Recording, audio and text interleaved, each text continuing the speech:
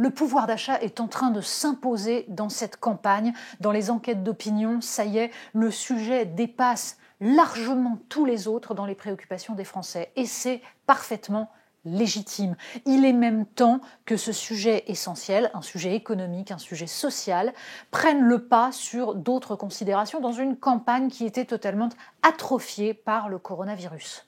Encore faut-il savoir comment on pose le problème. Marianne y consacre un dossier cette semaine, flambée des prix. Qui va trinquer? Il y a différentes sortes d'inflation, il y a différentes manières d'y répondre.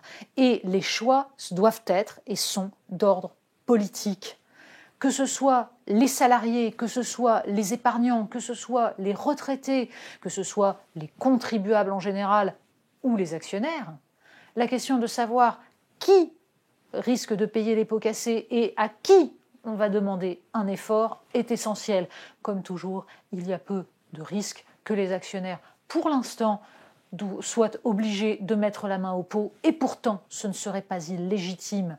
Il y a des contributions spécifiques pour faire participer ceux qui ont profité d'une crise, c'est parfaitement possible, ça pourrait être mis en place. En attendant, se poser la question des mécanismes de cette inflation, se poser la question de savoir comment on augmente les salaires sans risquer de déclencher une spirale inflationniste, tout cela, c'est dans Marianne, nous l'analysons.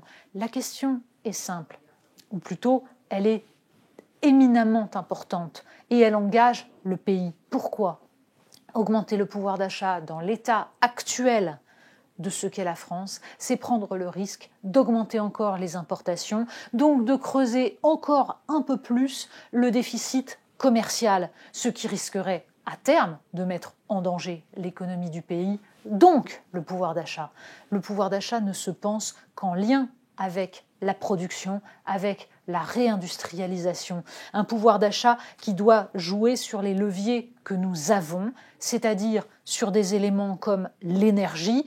Marianne est allée interroger Jean-Marc Jancovici pour faire le point sur la politique énergétique, sur les moyens que nous avons d'éviter de payer une politique européenne aberrante.